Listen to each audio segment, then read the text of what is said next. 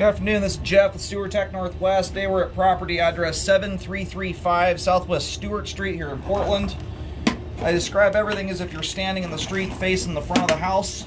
Right now we're on the right side of the home, kind of under the decking. You've got a valve cover box over here. So we've got water running. I wanted to show this really quick here before the pump turns on. We've got water running from multiple fixtures. Looks like some of it's gravity fed, some of it's going to run to the pump. So we've got water running into the pump here to hopefully activate it so we can at least verify it's functioning. Anyway, checking the overall condition and serviceability of the sanitary sewer line. Waters are running. And we're going to zero out here at the base of the clean out.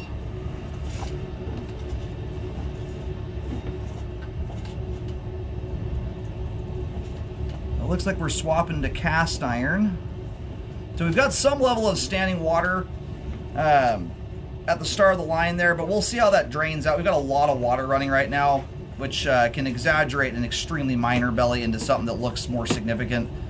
And that looks like we've swapped over once more now to transite concrete. All of it appears to be 4-inch diameter.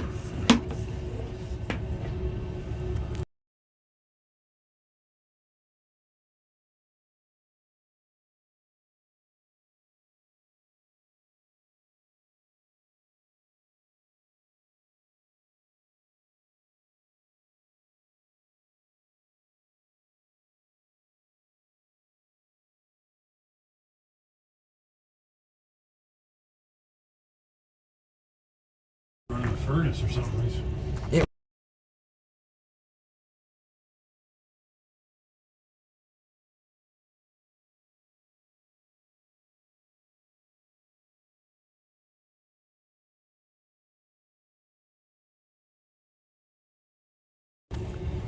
Transitioning here to ABS plastic pipe.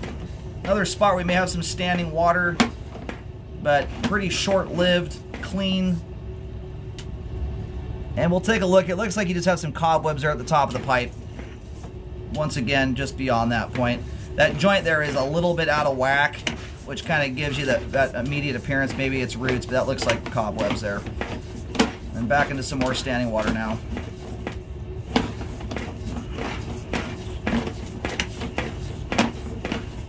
And one of the nice things when you do have an ejector pump, if they are used on a frequent basis anyway, because they're blasting so much water down the pipe at one time, it's aggressive. I mean, it'll blast water from the house to the street in a few seconds. They often keep your line cleaner than the average sewer line because of that. Yeah, I think gradation here was certainly a tricky scenario. You can see we've got some more bellies. Lines coming out down below grade, which increases your likelihood of getting standing water area in the line dramatically. And they even brought this line out at an extremely shallow depth. I think that was in an attempt to get as much fall as they could.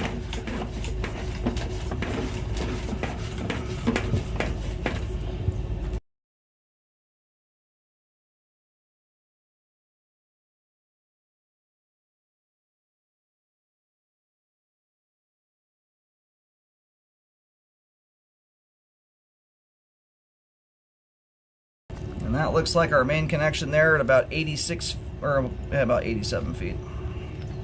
We're going to go locate really quick here while the line drains.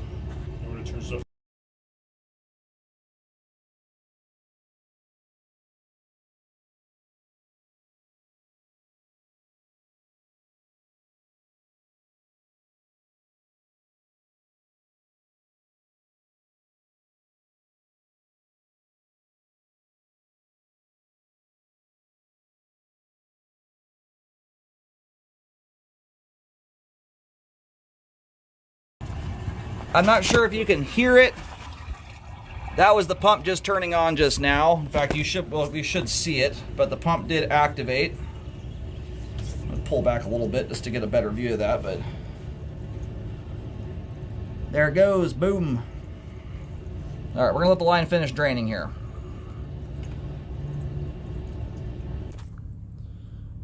Alrighty, located the camera head here, so as the line makes its way out to the street, it shoots out the right side of the house. This is as you face the front door from the street.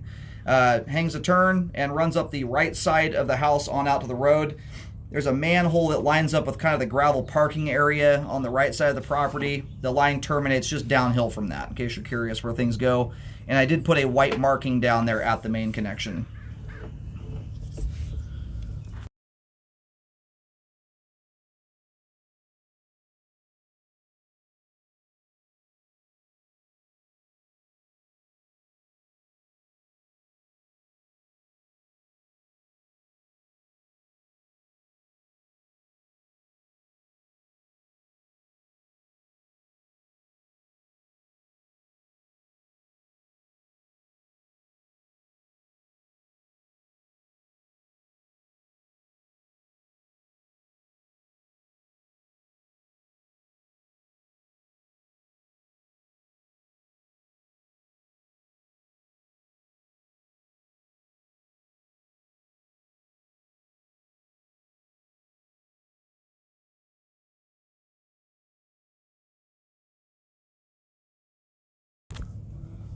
All right, so at this point here, about 65 feet, this is the furthest out point of standing water in the line. We'll see how this looks now that the line's totally drained. The stringy's there. Right now my camera's upside down. Bottom of the screen there, that stringy stuff, those are just cobwebs, not roots, and that's a test T connection. So thus far, this belly we're going through here is very, very minor. That's not even a 1/4 inch of water there, about a 1/16 of an inch.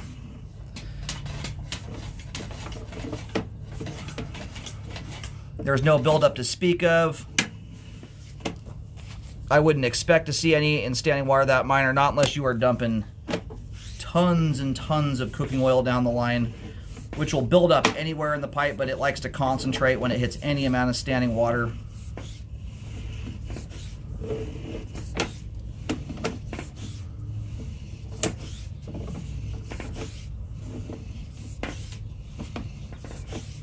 And that's as bad as the standing water gets on this thing. Installing these is not always the easiest thing in the world when the line comes out down below grade. It's a trickier scenario. There's a lot of weight on top of the line. So another spot here of standing water, about 46 feet where it dissipates. It's right around where the pipe was updated.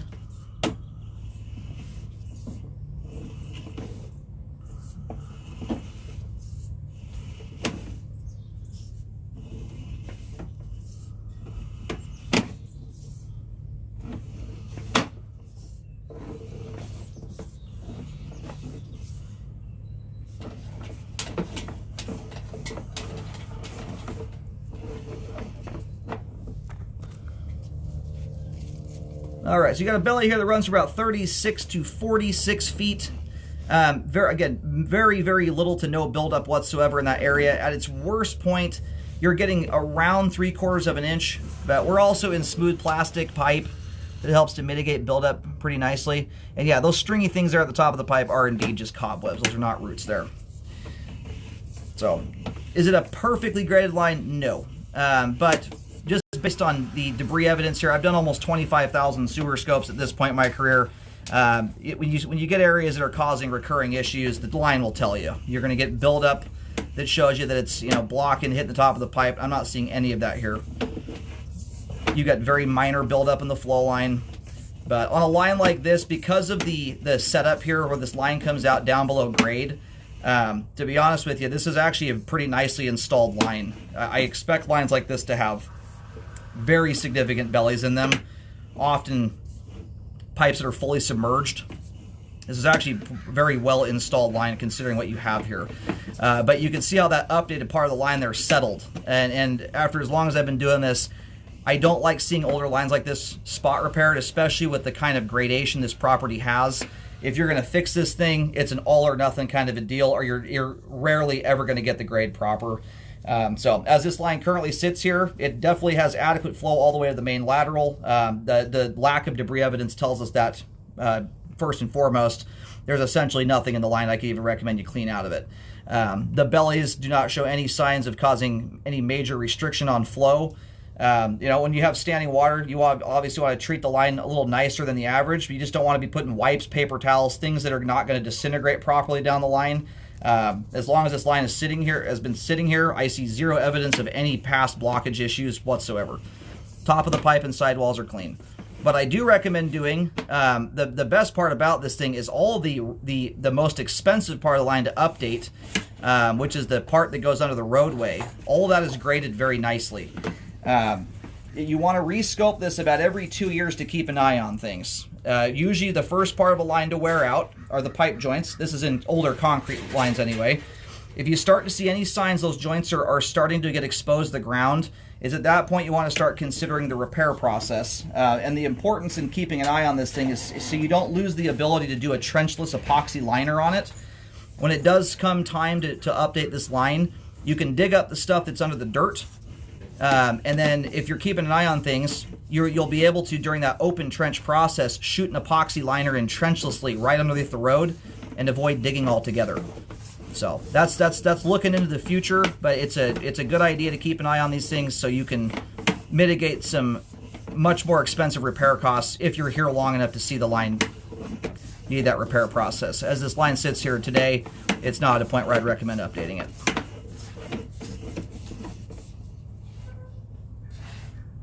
And you have the added advantage of having some major fixtures attached to that pump. So that pump will be turning on a frequent basis. That just helps to keep buildup down. And that'll help flush anything out of the line, generally speaking, that, you know, your more unideal items.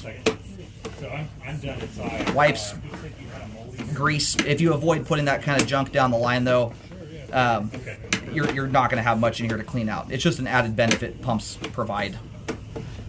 So, anyhow, adequate flow all the way to the main. All the pipe materials we've scoped here today, both new and old, all of them are intact, albeit some settling issues have occurred. I don't see any evidence at all that any of the joints or anything are broken or open to the ground. And a very clean line. I couldn't even recommend you clean it. Anyhow, sewer line is functioning properly at this time. Again, rescope every 2 years to monitor the line's condition. If you see any signs that the joints out there, especially up top, are starting to kind of give way, it's less concerning in closer. If some of that stuff settles, that stuff you're going to want to dig up and regrade anyway, but it's the pipe under the road that's graded nicely. You want to make sure it remains that way so you can take advantage of that repair process or a trenchless type repair system down the road. Anyhow, sewer line is functioning properly at this time, as is the ejector pump. We've seen that thing successfully turn on and do its job. And I just cambered all the way back into the inside of the house too. That was that last part we just did there, all the way till the line goes vertical. That part of the line has good flow. And all the pipe materials there are also in fair condition for their age. So considering everything you've got here, very nicely installed line, especially considering its age. I can't tell you how many lines I scope with a similar setup like this that are brand new. They are not graded anywhere near as good as this is. That's the reason why I don't generally recommend you spot repair these lines. You want to do them as a full meal deal, or it's very hard to get grade proper. So, anyhow.